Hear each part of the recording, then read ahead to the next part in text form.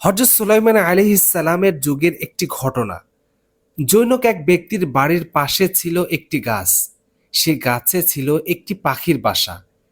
সে বাসায় পাখিটি যখনই ডিম দিত তখনই লোকটি তা খেয়ে ফেলত। লোকটির অত্যাচারে অতিষ্ঠ হয়ে একদিন পাখিটি হযরত সুলাইমান আলাইহিস সালামের কাছে এসে অভিযোগ করল। সুলাইমান আলাইহিস সালাম লোকটিকে ডেকে নিষেধ করে বললেন, আর কোনোদিন যেন ওই পাখির ডিম সে না খায়।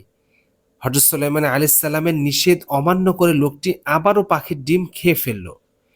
নিরুপায় হয়ে পাখিটি পুনরায় হযরত সুলাইমান আলাইহিস সালামের কাছে এসে অভিযোগ করল।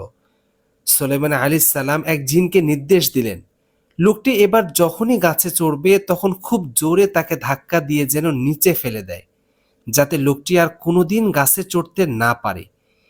এরপর একদিন লোকটি পাখির ডিমের জন্য গাছে উঠতে যাবে, এমন সময় এক ভিক্ষুক এসে হাঁক দিল, বাবা, কিছু ভিক্ষা দিন। তখন লোকটি প্রথমে ভিক্ষুককে এক মুষ্টি খাবার দান করলো, তারপর শান্ত মনে গাছ থেকে ডিম নামিয়ে খেয়ে ফেলল। পাখিটি আবার সুলাইমান আলাইহিস সালামের কাছে এসে অভিযোগ করলো। সুলাইমান আলাইহিস সালাম সেই জিনকে ডেকে জিজ্ঞেস করলেন, তুমি নির্দেশ পালন করলে না কেন? তখন জিন জবাব দিল, আমি আপনার নির্দেশ পালন করার জন্য প্রস্তুত ছিলাম।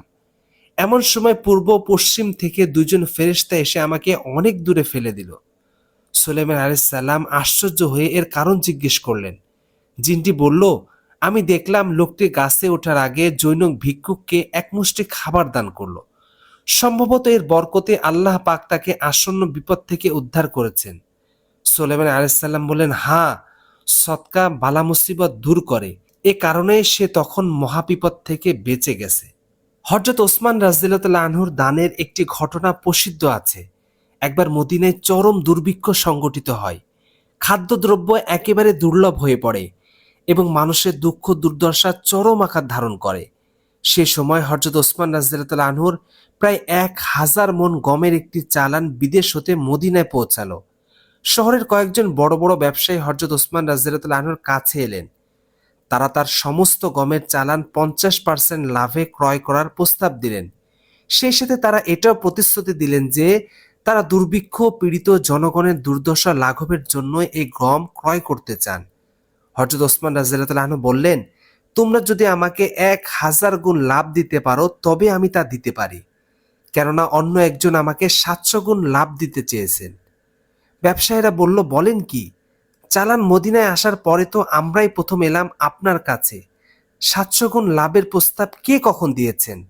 হযরত ওসমান রাদিয়াল্লাহু আনহু বললেন, এই প্রস্তাব আমি আল্লাহর কাছ থেকে পেয়েছি। আমি এই চালানের সমস্ত গম বিনামূল্যে গরিবদের মধ্যে বিতরণ করব। এর বিনিময়ে আল্লাহ পাক আমাকে 700 গুণ বেশি পুণ্য দিবেন বলে প্রতিশ্রুতি দিয়েছেন। তখন হযরত ওসমান রাদিয়াল্লাহু আনহু কুরআনের সে আয়াতের কথা তাদেরকে স্মরণ করিয়ে দেন। সূরা বাকারা 261 নং আয়াতের মধ্যে আল্লাহ রাব্বুল আলামিন বলেন, যারা আল্লাহর রাস্তায় স্বীয় ধন সম্পদ ব্যয় করে তাদের উদাহরণ একটি বীজের মতো, যা থেকে 7টি শীষ জন্মায়, প্রত্যেকটি শীষে 100 করে দানা থাকে। আল্লাহ তাআলা অতি দানশীল, সর্বজ্ঞ। তাই আল্লাহ রাব্বুল আলামিন আমাদের সবাইকে আল্লাহর রাস্তায় বেশি বেশি দান সদকা করার তৌফিক দান করুন। আমিন।